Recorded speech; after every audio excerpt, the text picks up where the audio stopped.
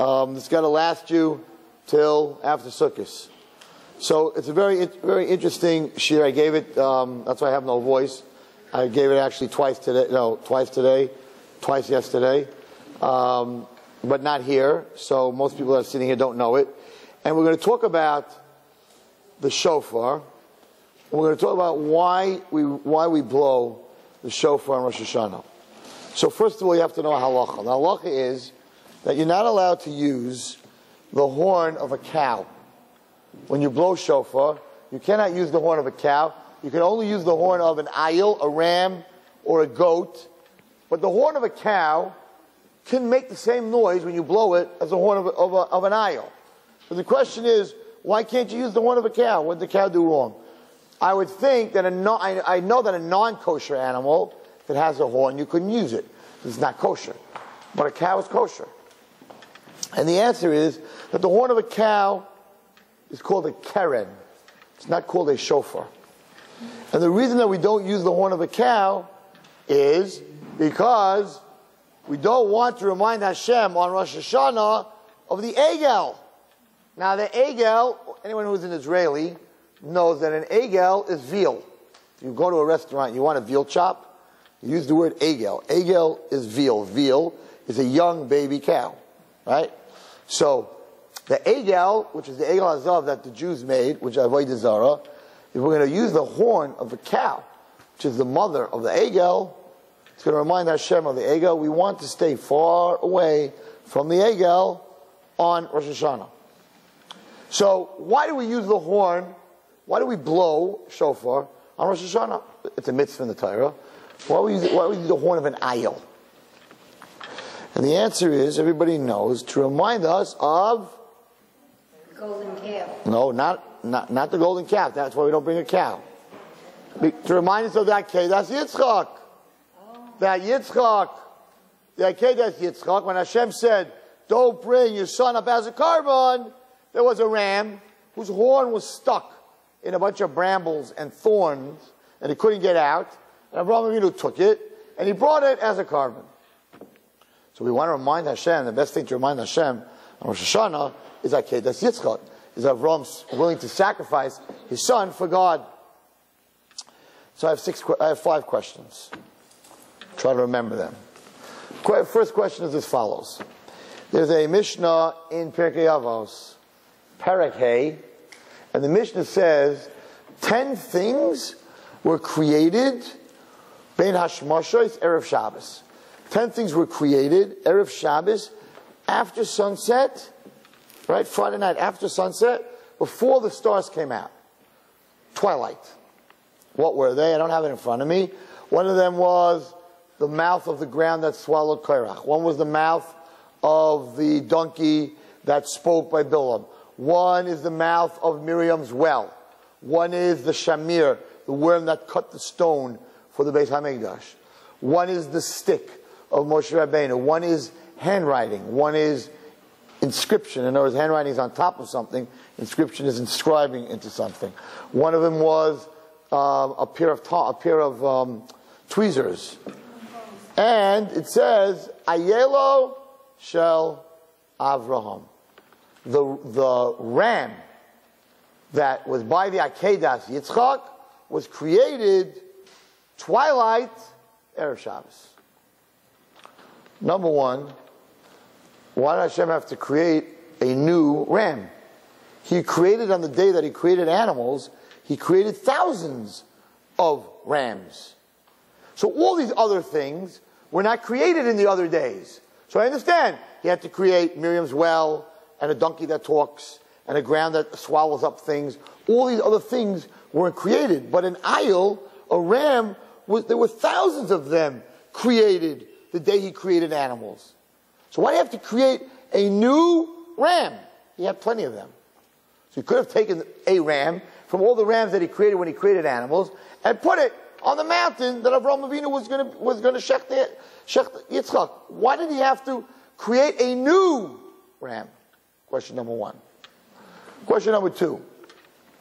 It says in Rosh Hashanah, Hashem sits in his Kisei Adin, he's judging us, his throne of judgment, But after he hears the shofar, the Jews blowing the shofar, he goes from that kisei to the kisei rachamim, to the throne of pity.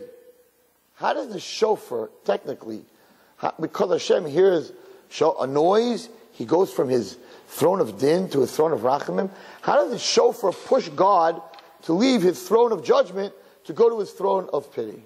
It also says that when we blow the shofar, Hashem takes from underneath his throne the ashes, the afar, the ashes of Yitzchak.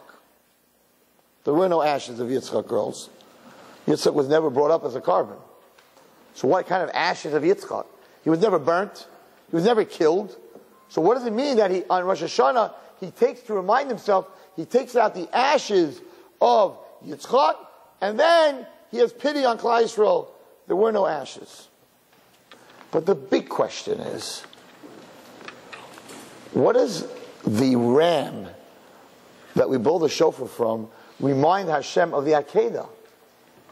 The ram, God put there, so when Avraham Avinu was looking to bring a carbon, he would find it, reminds us that Avraham Avinu didn't bring Yitzchak.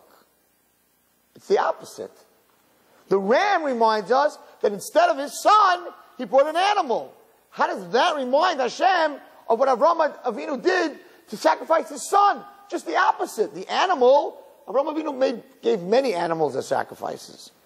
So if you want to remember Akedas Yitzchak, have the rabbi stand in front of the shul with a big knife, right, where you shecht animals with, and hold it up in front of everybody, and everybody should look at it, and this was the knife, like the knife that Avraham Avinu used to try to shecht Yitzchak. But the shofar came from the animal that was not Yitzchak. Or take a kid, tie him up, and put him on the bima. Right? Because the whole thing is like Kedas Yitzchak, the tying of Yitzchak. Put him on the bima, and everyone will say, this is what Avraham Avinu did. But the horn of the animal, that reminds us that Avraham did not bring his son. So why do we use a shofar? Just the opposite. That wasn't anything great about Avraham Avinu. Another question. 2 questions here, maybe more than 5. Rashi says the following. V'hinei ayil, and there was a ram on Har Moriah. Says Rashi, Muchen haya, it was prepared, lekach, for this, was prepared, Misheshes Yemei Bereishis, from the 6 days of creation. After the Malach said, you should not shecht Yitzchak, ra'ahu kishu nachaz. He saw that this animal was caught. Okay. Visvach, it was caught in an elon, in a tree. So it says bekarnav, in its horns. Shahaya ratz eitzel Avram. The animal ran to go to Avraham, says Rashi. V'hasatan soivavoy uma'arvoy bi'ilanois. And the Satan came, took the animal, and tied to its horn a bunch of thorns and trees so that it would get caught, that it wouldn't get to Avraham Avinu. What was the Satan so worried about? The Akedah already happened. The Satan already lost. Avraham Avinu already brought his son. This is after Hashem said, I don't want you to shecht your son. What does the Satan care so much about the ayil? He should have taken Yitzchak and wrapped him in thorns and trees so that Avraham Avinu couldn't put him on the Mizbeach. But at this point, Avraham already did the Akedah. It was over. Hashem said, Yishkoyach, you did it. Go home. So Rashi says here, it seems that the Satan was very worried that Avraham Avinu would shecht this animal. What did he care about this animal? This animal had nothing to do with the test. The test was over. Avraham passed it. So why did the Satan care so much that Avraham should not get this ram, that he went ahead and he got its antlers hooked into this tree and to these bushes and to these thorns? What was the Satan so worried about? Last question. So it says in the pasuk the following. Well, actually 2 more. And it's 1 answer. So So the Malach says, don't you touch that boy. Don't do anything to him. Because now we know that you fear a God. You no longer, you don't have to shech him. We know that you have the fear of God. Vayisa Avraham as Einav. Avraham lifted up his eyes. Vayar, and he saw. Vehine, and behold, which means, when you say behold, it means something just happened. Right? Hine, oh, wow, behold. Ayul achar nechaz b'svach. There was another ram with its horns stuck in the thorns. Two things. Number one, what's the hine? It should say, Vayar ayil acher. He saw another ram. What's Vayar? Hine, behold, there's another ram. And what does that mean, another ram? If I say there's another green bag, it means there's two. But there were no two rams here, girls. There was one. So what's this ayil acher? What's this other ram? There was no other ram. We're going to answer all of this with 1.5 answers. And the answer is so important going into Rosh Hashanah. What happened was as follows. The Satan was not so scared about Akedas Yitzchak. Because the Satan said, look, he's willing to bring up his child as a korban, so he fears God. He doesn't love God. God came to him and said, take your child and bring him as a korban. Oh my gosh, what God's going to do to me if I don't listen? I'm going to burn. I'm going to get punished. So the Malach said, we now know that you came to the Akedah. We now know that you're scared of God. But as I have spoken in the past few weeks, it's when it comes to tshuva, it's not doing tshuva me'yira, it's doing tshuva me'ava. So the Malach said, we see that you're scared of God. At that point, everybody, Avraham Avinu should have left. He came to be tested if he would bring his child as a korban. He was willing to bring him. He tied him. He took out his knife. And he was willing to bring him as a korban. He passed the test. Hashem sent the Malach and said, don't touch your kid. It's over. You passed. At that point, Avraham Avinu should have said, yay! Yitzchak, let's go home. I got my cake, and now we can eat it. I passed the test, and my son's alive. I didn't have to shech him. Should have been happy. But he wasn't happy. Hashem did not tell him to bring a ram as a korban. It was over. The test was over. But Avraham Avinu said, I came to this mountain to bring a korban. And the korban was my son. And now, God doesn't want me to bring my son. I have to bring a korban. I can't just go home. I came here because I love Hashem. So now I'm off. I passed the test. But at the end of the day, I didn't bring a korban. I'm not leaving here until I bring a korban. So he wanted to bring Hashem a korban, but he wasn't allowed to bring his son. Vayisa Einav. He said, I got to find someone. I got to find a korban.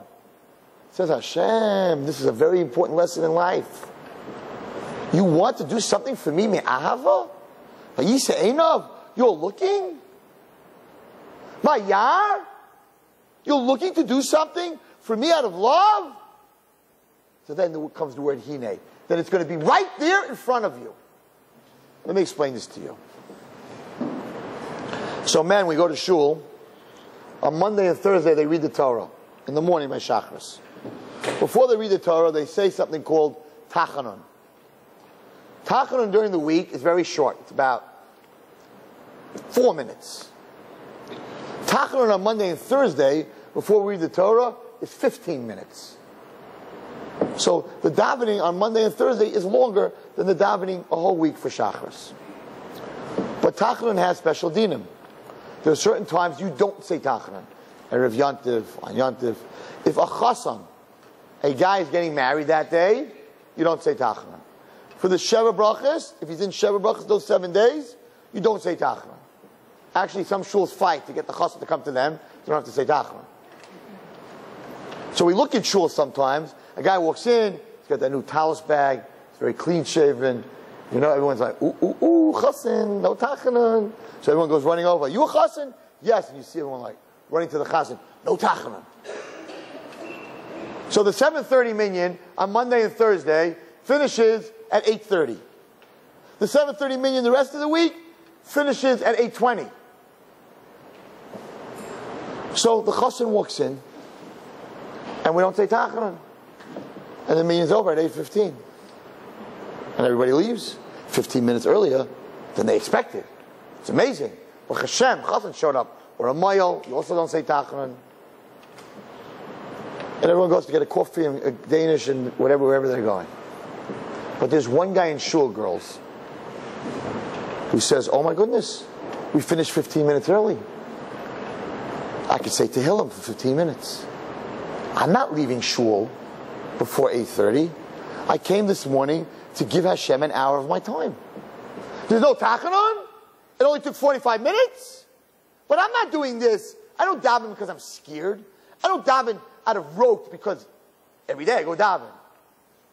I daven me'ava. So if I have 15 more minutes, I'm not leaving. I'm going to say Tehillim.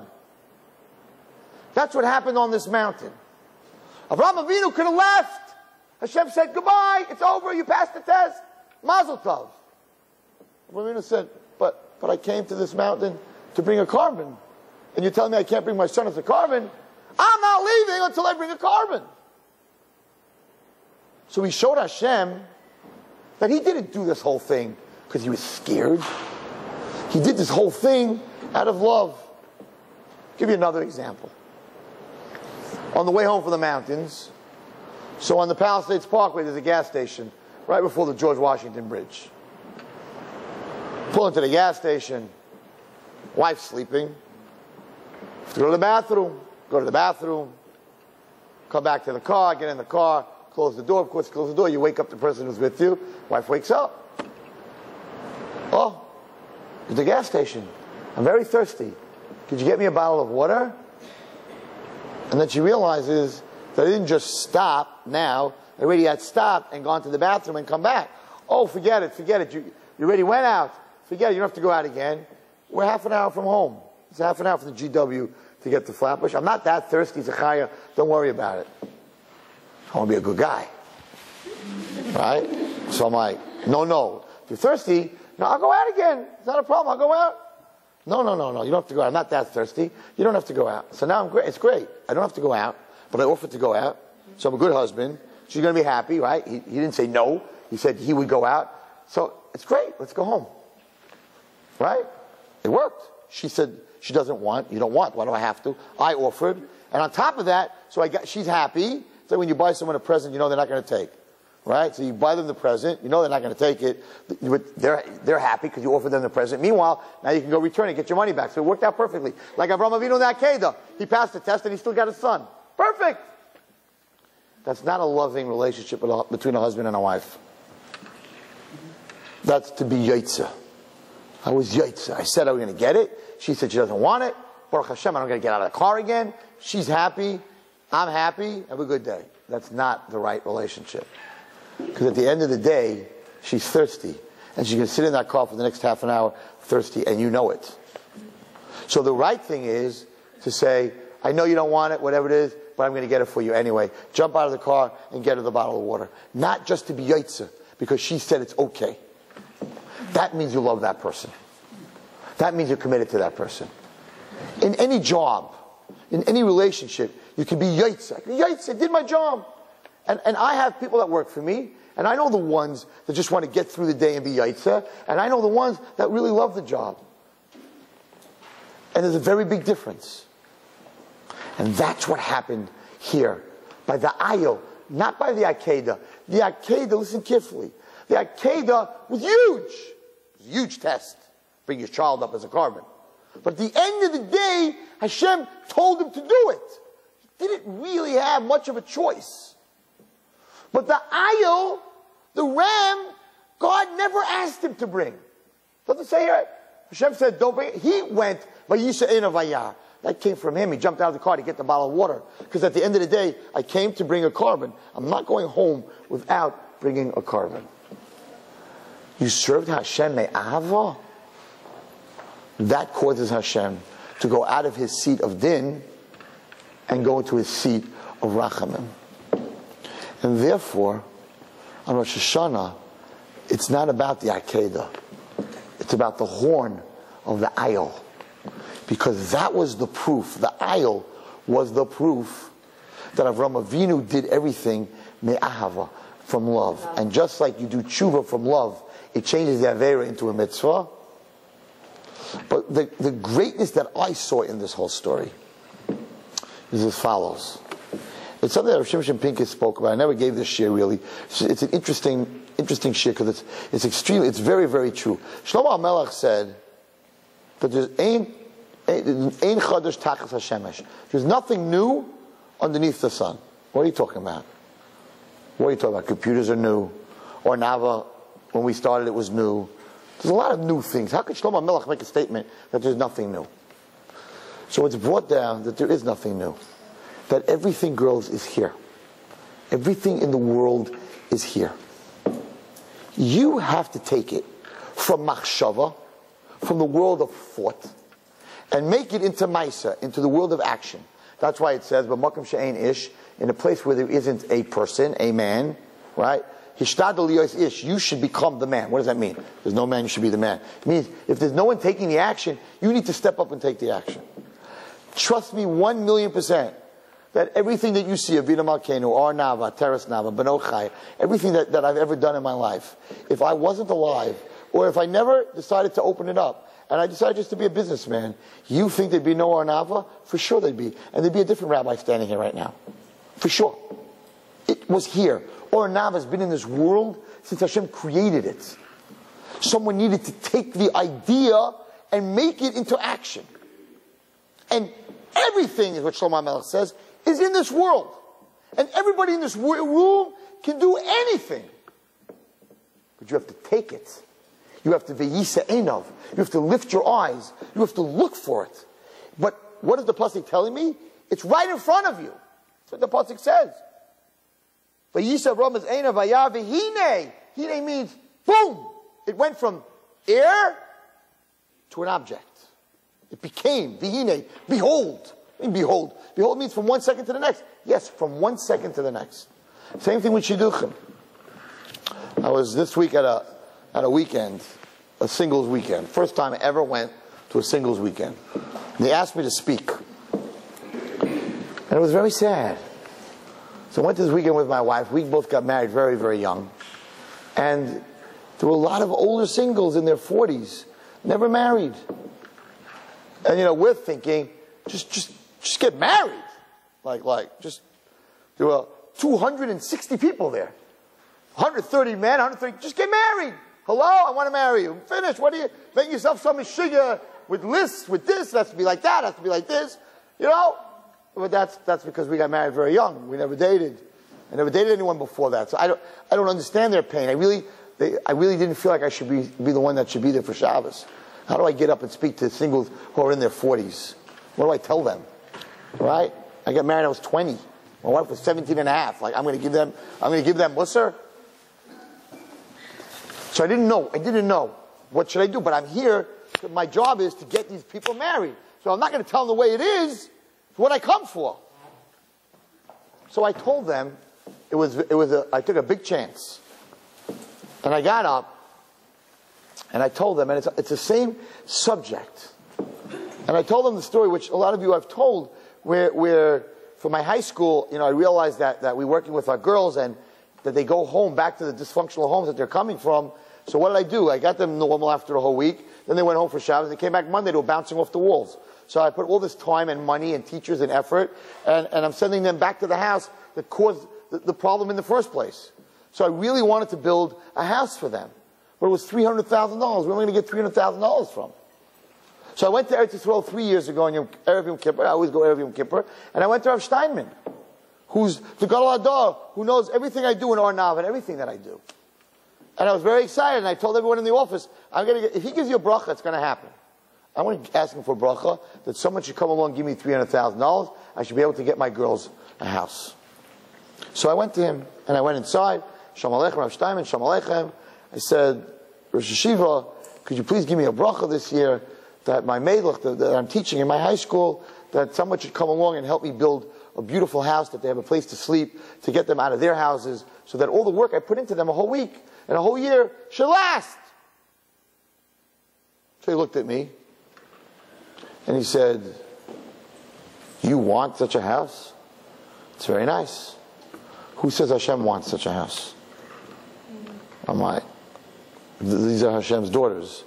And they're on the street of course Hashem wants such a house. Well, I couldn't believe he said that. He said again to me, who says Hashem wants such a house?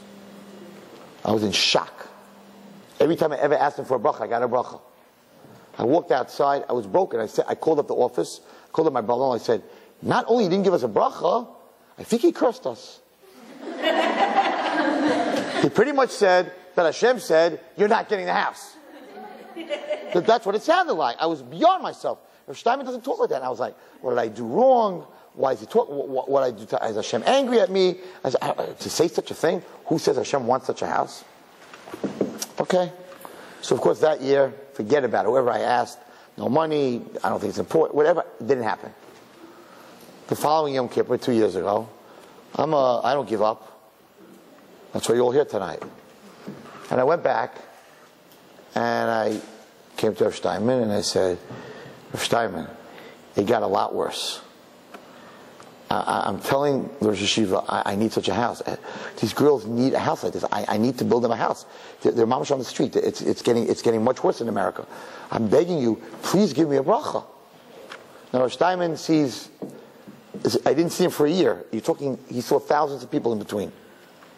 So he gives a big smile, and he says, it's going to be a beautiful house, and the girls are going to love it. And the Shekhinah is going to live in that house. Never got such a bracha. I'm like, could I ask the Yeshiva something? Yeah.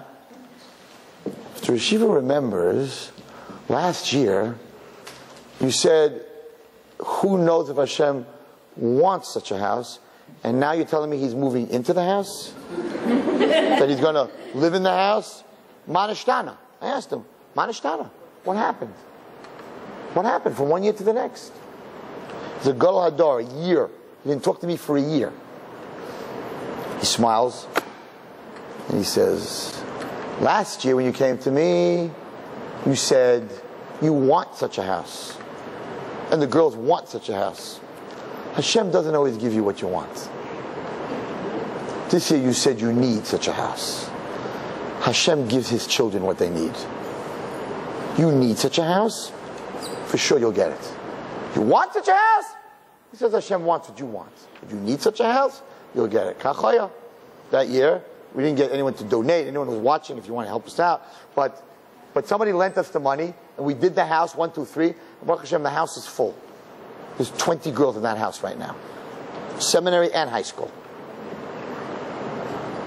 What was the difference?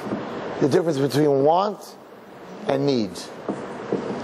And I think that the difference between want and need in a relationship is the difference between ahava and yira.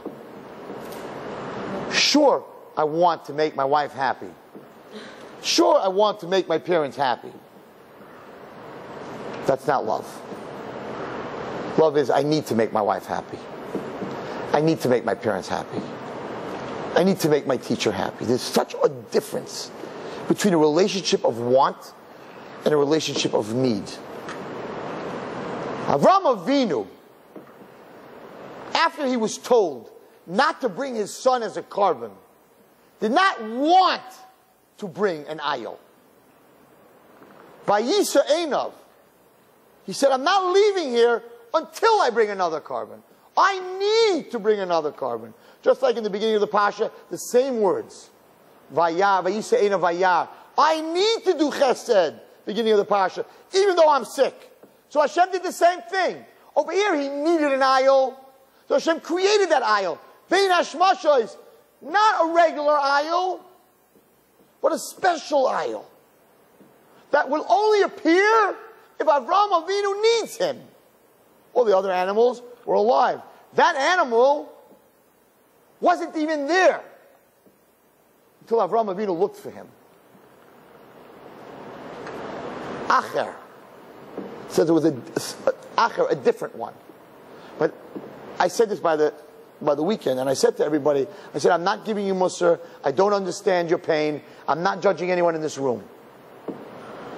I said, but if you're single and you're in your 40s, or if you're single, you need to turn a switch in your head.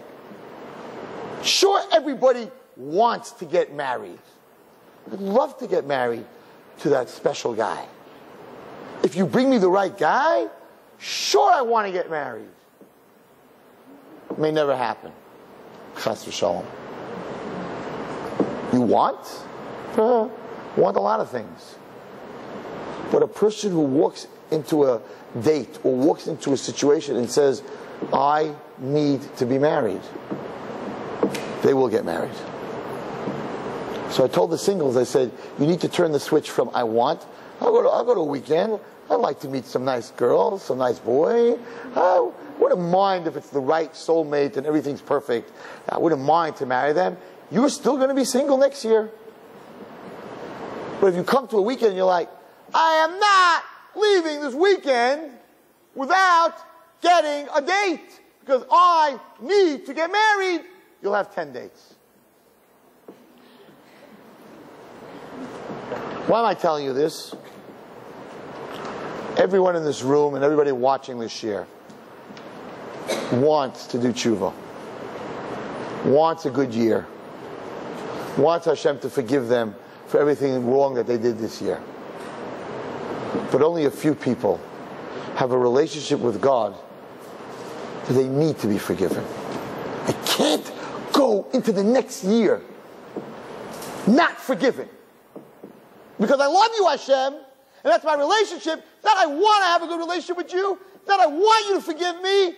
I need to have a good relationship with you. I need to forgive. I need you to forgive me. I need to forgive my friends for everything they did wrong to me. Then you will leave Rosh Hashanah Yom Kippur forgiven. Guaranteed. But most people walk in like, I'd like to have a good year. I really want to do tshuva. Rabbi Wallerstein, people come over today after the shir when I'm in seminary, so a few girls came over and they said, I really want to change. I'm like, I just gave you a shir. You have to say, I need to change. Not I want to change.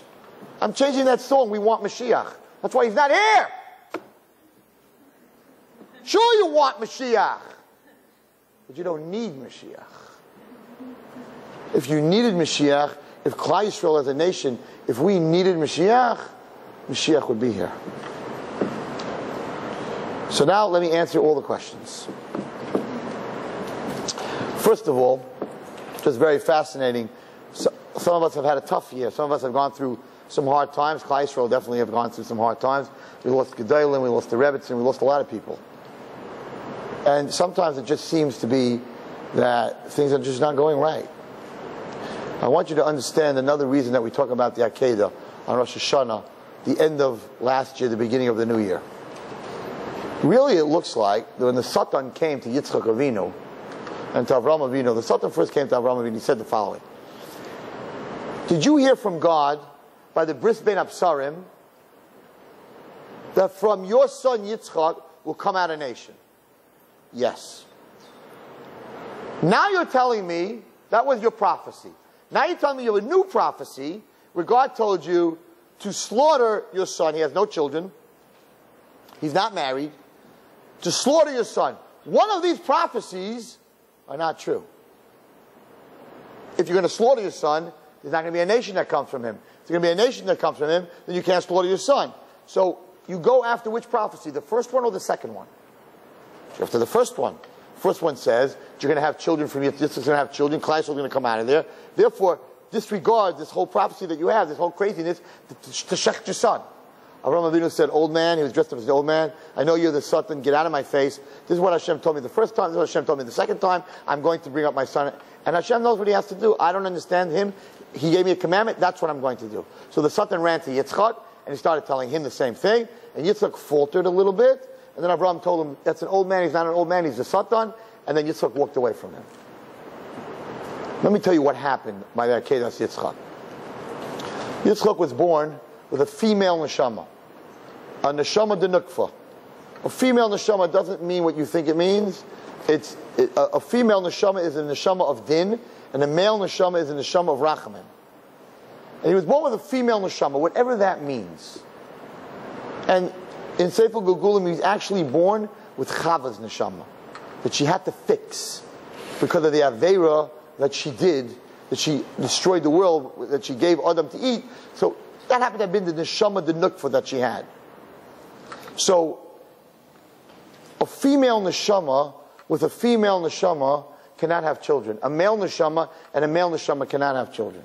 So if a man has a male neshama and his wife happens to have a male neshama, they can't have children. If a man has a female neshama, his wife has a female, you can't have children. It has to be a female with a male in the spiritual world to create a child. I'm not going to get into the whole Kabbalah part of it.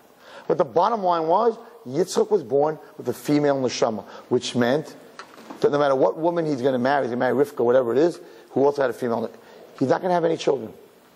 So actually, unless there was an Akedah, Yitzchak can never have children. Because what happened? When Avram shechted Yitzchak, or took the knife to shech Yitzchak, and Yitzchak saw the knife coming down, he died. His soul left him. Where did his soul go? It has to go somewhere. It went into the aisle. It went into the ram. How do we know this? It says, Hine aisle achar, right? A different aisle. Became a different aisle because now it had the soul of Yitzchak. How do you know that? If you take the word acher, aleph, ches, resh, it equals 209. If you take Yitzchak's name, Yud Tzadik is 100, ches is 8, kuf is 100, equals 208. So Yitzchak 208 plus the 1, which is the aisle, is the same gematria as acher. So the neshama that was in that aisle was Yitzchak's neshama. And then Avraham took this aisle and he put it on the Mizbeach and he brought it as a carbon. So when he shechted the ram, he actually, and a lot of the Mefarshim say this, he actually shechted Yitzchak. Because Yitzchak's neshama, the nukva, his female neshama, was in the ram. So when he burnt the ram as an oilah, the ashes were the ashes of Yitzchak. So those are the ashes that are underneath the kisei hakavod of Hashem that he takes out every Rosh Hashanah. It's called the Afar de Yitzchak because Yitzchak's neshama was in the aisle when he shechted it. But now when he shechted it, where did the neshama go? Because now the aisle is dead. Where did the soul go? So the Chidah brings it and it's put down in the Zohar. It went into a little girl that was born at the same moment that the aisle was shechted. And her name was Rivka. And how do we know that? Because when Rivka came to the house of Sarah, she was connected to Sarah because actually Rivka had the original neshama that Yitzchak had, which was a female neshama, and that's part of the mother. The mother is one part of that neshama, and therefore when she came back to the house, the candles lit, the challah became, and the whole thing came back because actually Rivka had the neshama, the nukva of Yitzchak. And Yitzchak had a male neshama, the new neshama that he had, and that was the way that they could have children. And there's many proofs to this. That's what happened by this Akedah. So why is the aisle more important than the whole Akedah? Because the aisle actually was Yitzchak. And without the aisle, Yitzchak wouldn't have been able to have children.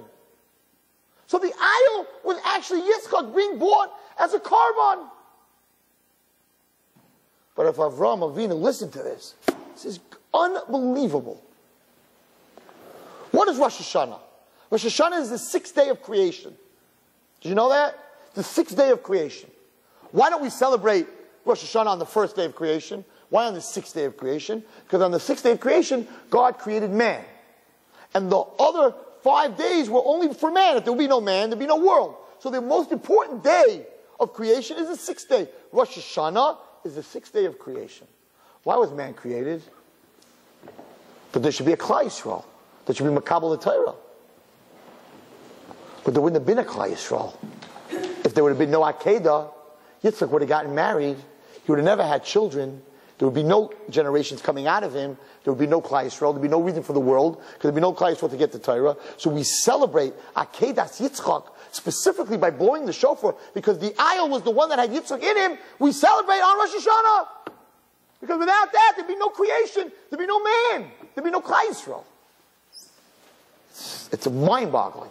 But the most important thing of the whole thing is as follows. You're standing there on Rosh Hashanah, and you're like, I want to have a good year. This past year, look at all the stuff that happened to me. But from this story we see just the opposite. The Satan's coming to Avraham Avinu and he's saying, hey, this can't be true. God said that from Yitzchak is going to come a whole nation. If you're going to kill him, it's not going to happen. Don't go. Because the Satan knew that the only way that Yitzchak could have children is if there would be an Akedah. Hashem tested Avraham Avinu with the Akedah only to make it possible that Yitzchak's neshama de nutfa would leave him and he would get a neshama de zuchra. If there was no Akedah, Yitzchak would have married Rivka, whoever he would have married, he would never had children. So the Satan was telling him, this can't be. When it was really just the opposite. Without the Akedah, there'd be no Klal Yisrael. The Satan was saying, with the Akedah, there'd be no Klal Yisrael. Just the opposite. Only with the Akedah would there be children. And that's what he sells us all the time. We look at the bad things that happen to us and say, oh my gosh, the Satan's telling us, this is what happens to the Jews, and you try to do good, and look what you're getting for it. And it's really, really, if you get a chance to see the whole story that we get a chance to see here, it's the exact opposite. So the reason that we blow shofar, when you hear the shofar blowing, you're supposed to remember that there was a man, and he could have gotten away with just getting off the mountain, and he was yaitzer with the Akedah, and he would have had his son. But that man said no. That man said, I'm not leaving the one I love until I bring him a carbon. And because of that love, v'hinei, it's there. If you love Hashem, you want a relationship with God, you want a relationship with God, maybe it'll happen, maybe it won't.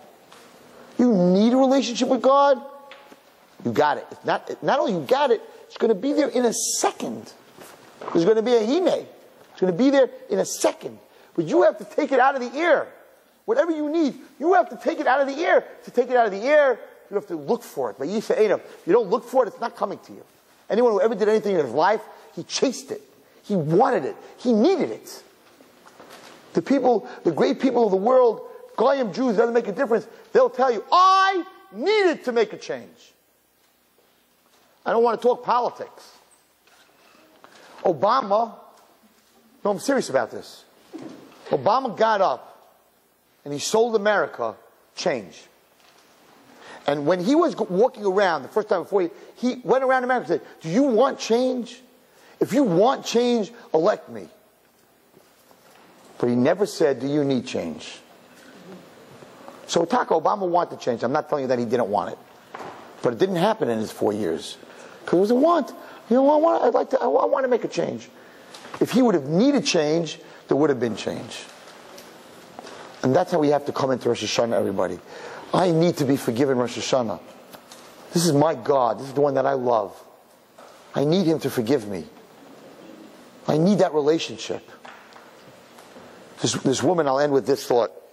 And you need to take this thought into Rosh Hashanah big time. So, after I gave this whole speech by the singles weekend, so that 80% of the people that went to singles weekend were not Shemer Shabbos. Did not keep Shabbos. They're very, very modern. They were not Orthodox Jews. I knew that going in. That's why I went. I wanted to do some kiruv. They were not religious people. 20% were religious, modern. Maybe 60, 40, whatever it was. There were a lot of not religious people there. And that's why I went. I wanted to speak to them. So this woman came over to me, and she was in her 40s, not married. And she came over to me and she said, you know, I listened to 2 of your speeches, and you speak, you're very fiery, and you have all this emotion, and you speak about this loving God. The God that I live with, I don't find him loving at all. So she said, honest feelings, she said, I don't find him loving. My life, I'm 43 years old, I never found a guy. My mother died when I was young. She gave me this whole list of things that Hashem did bad to her, and she said, Rabbi Wallerstein, she didn't call me Rabbi Wallerstein. She said, Rabbi, it's very nice, you speak very eloquently, and you have a lot of energy, but it's not true. My God that I'm living with, He's not loving. Whoa. That's saying the way it is. That's her feelings. So Hashem always sends me the right words when I need them. I wasn't prepared for that comment. It's a heavy comment. But I'm sure there are people in this room that feel that way. You have a good life for Wallerstein. You get married, children, this, you have that, you have this. Great. So you love Hashem. Hashem loves you. But I'm miserable. You know, you have one God. I got to seem to have another one. He's not treating me the same way. So I said the following. I said, I want to tell you a story. There was this woman, and she saw kids playing on the street baseball. And they didn't have a baseball bat. Guys brought the gloves, guys brought the bases, guys brought the ball. Didn't have a baseball bat. And she thought, it would be great for my son. He doesn't really play, and he's socially a little not so good. If I would buy him a baseball bat, he'd be the man. Now they could all really play because of him. So she runs to the store, and she says, you know, I have this little boy. Is this that? What would be the perfect bat? And the guy's like, you get this one, you get this one. But this is the bomber. You take a swing with this, home run almost every time. But it's $140. $140 for a little kid? She's like, you know what? My kid doesn't play ball. The therapist is going to cost me a lot more later on, that he doesn't belong with everyone else. I'll buy the bomber. So she buys the bomber. Beautiful red aluminum bat. And she comes home, and she gives it to her son. And she says, Chaim, you can now go out and play with your friends. You have the bat. And he looks at his mother, and he takes the bat. Whack! He hits her with the bat. Wow, it stings. Ow! And you think she would take it away from him. And she's like, Chaimel, that's not why I bought you the bat. I bought you the bat to go outside and play with your friends. Yeah? Yeah? Runs into the dining room, takes the bat, where all her china is, smack! All the glass goes flying. Starts running around the house with the bat, breaking every piece of glass, every painting, every picture. All the kids, the family, they're all running. Wherever he sees a kid, whack! The neighbor across the street hears, boom, bang, whatever. She comes running in. This kid's running around with a bat, breaking the whole house. And the mother's running after. No, Chaim, well, that's not why I bought you the bat. Go outside, play with the kids. Next thing he breaks. No, Chaim. And the neighbor's like, take the bat away from him. And she says, listen to this. She says, maybe when he's finished breaking everything, he'll go outside and hit a home run. He's almost finished breaking everything. And the woman looks at her and says, well, that might not be the best way of being mechanech your children. But she says, like, wow, you have such love for your son, such patience. He hit you, he broke everything, and all you want to see is him hit a home run? That's not normal. Ladies, we do the same thing every day. Every single day, you're going to stand Rosh Hashanah. Every single day of last year, Hashem gives us a bat to hit a home run called life. Every single morning, He gives you a kiss to wake you up. He gives you eyes to see and a mouth to speak and ears to hear and legs to go to the right place and hands to do mitzvahs with. And what do? We take that beautiful bat that Hashem wants to see us hit a home run with, that beautiful body and that mouth and those eyes and those ears and all those senses that Hashem wants to see us hit that home run, make someone smile, make someone happy, do a mitzvah. And instead of doing that, we smack them. We take those eyes and we look at the wrong things. We take those ears and we listen to the wrong things. We take that mouth and we say the most terrible things. And we use our hands to hurt people and our legs to go to the wrong places. And instead of covering our bodies, we don't cover our bodies. And we're provocative. And we use these beautiful bodies that Hashem gave for the wrong reasons. And we run around His world and we break His china. and we hit him, and we break everything that we can. And the next morning, he doesn't take away the bat. You wake up again, and the malachim are screaming, take away the bat! Hashem, why are you giving this person back their life the next morning? She's using the bat that you gave her to do Averos. Hashem, take it away. Like the neighbor. Why aren't you taking it away? And Hashem answers, because today, maybe she'll hit a home run. Maybe she'll wake up. Maybe she'll do tshuva. And maybe she'll use all her senses to get closer to me. To do the right thing. And then the next day, you do it again, and you do it again, and you do it again, and you do it a whole year.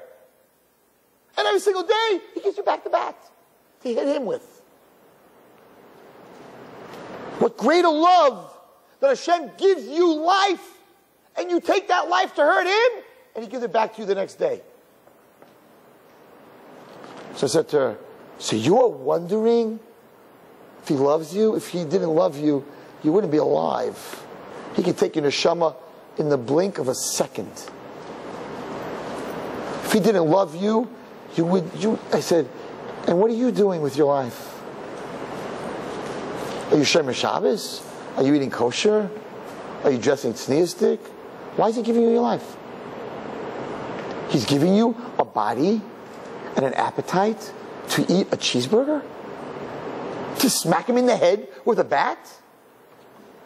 To be with boys? To be on the internet? That's why he gave you eyes? And after a whole night spending on the internet and watching movies, the next morning the malachim was screaming, take away her eyes. Take away her soul. She's using the stuff you gave to hurt you. Hashem says, no, but maybe today she can hit a home run. Give her life again. Wow. And you're wondering, hey, your God is different than my God. If he gives you life, he is no different than my God.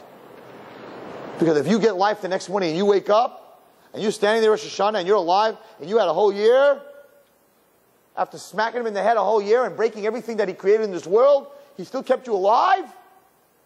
Only a parent that has the most crazy love for the kid would let that kid still have that bat. Because maybe he's going to go outside with his friends and hit a home run. And then everyone's going to love him. And then maybe if he hits that home run, he'll understand that a bat is not to hurt and to break things, but a bat is to hit a ball. And that's how we have to go into Rosh Hashanah. And we have to stand there Rosh Hashanah and think, Hashem gave me life. Did I use it to hurt him? Did I use it to break all the stuff that he created in the world? Or did I use my body, my brain, my eyes, my ears, my mouth, my hands and my legs for the reason that he gave it to me? A baseball bat is not created to hit people with and to break things. A human being is not created to hurt people and to break things and to go against Hashem. It's not why he gave you life. It's not why he brought you into this world. And that's what we need to think about. And that's what we need to accept on Rosh Hashanah. To stand there and say, HaKadosh Baruch Hu, I need to have a relationship with you this year. I don't want one. That's not good enough. You might even let me get away with stuff this whole year, and I'll be back here next year. I don't want to get away with anything. I want you to open my eyes. I need to be connected to you. I need to change. You need to change. It's going to be right there in front of you. Stuff you could never do before. Stuff that was impossible. Stuff that you couldn't see was right in front of you. All of a sudden you're going to see. Because that's the difference between needing and wanting. And that's why we talk about Akedas Yitzchak. And that answers the question why the Satan was much more worried about the aisle than he was about Yitzchak. Go do Akedas Yitzchak. So you fear Hashem. Big deal. That's not going to change what's going on Rosh Hashanah. But when he saw that Avram Avinu wasn't leaving the mountain and he's running to get the ram, he said, oh no. If the Jews are going to blow shofar and remind Hashem that there is such a thing, such a relationship, that a human being, listen carefully to how I'm ending, that a human being could have such a relationship with God, that he loves Hashem so much that he doesn't want to just be yaitza and leave. then that's going to fuel Hashem to say to the Malachim, maybe tomorrow they hit a home run. Maybe tomorrow they're going to be like Avraham Avinu. This mother believed that this child could hit a home run with that bat. How does Hashem believe that we could ever be on such a relationship with Hashem, that we love Him, not just to be Yaitza, we need to love Him. You know, Hashem, you're waiting for something that could never happen. The Malachim are like, God, what are you waiting for? It's not going to happen. This kid's never going to hit a home run. But the ayil, the ram's horn, is the proof that we could hit such a home run, because there was such a man that hit such a home run, and his name was Avraham Avinu. And that the Sultan did not want. And that's why when we blow shofar, Hashem goes from his seat of din to his seat of rachamim. Because when you serve Hashem me'ahava, when you serve Hashem out of love, then HaKadosh Baruch Hu sits on his kisei rachamim. And that's why he tied up the horns and he tried whatever he could to make sure that that ayil would not make it to Avraham Avinu. So it's brought down that the ayil, there's a machlokes, if the ayil had one horn, if it was a unicorn. Some people write that the ayil was a unicorn, and that's why it had to be created ben hashmashos, because it was not a regular ram. It was a ram with a horn in the middle of its head. So all those other rams that were created were not like that. So it had to be a special ram. But it's brought down, it seems from Chazal, that he had two horns, because it says that one horn was used to blow the shofar on Har Sinai, and the second horn was to be used when Mashiach comes. So the rabbi that says it was a unicorn says the horn was used to be blown on Har Sinai, and it's going to be used again in times of Mashiach. That horn that's going to be blown in the times of Mashiach, either way, unicorn or not unicorn, was a horn that existed on an ayil that was brought instead of Yitzchak only because of the ahava, of the love that Avraham Avinu had for God, and the need to bring a korban, not to leave Yotza. It's over. Shul's over. And therefore, if we want to bring Mashiach, if that's what we want to bring, because the horn, that is the horn, the tekiah that they're going to blow to tell all the Jews that Mashiach's here, we have to do the same thing Avraham Avinu did. We have to need Mashiach. And we have to need Slicha Ukapara, forgiveness from HaKadosh Baruch Hu. And Mitzvah Hashem, this year will be the year that we'll have Bias and Mashiach. You should all have a Ksibach Simatayva.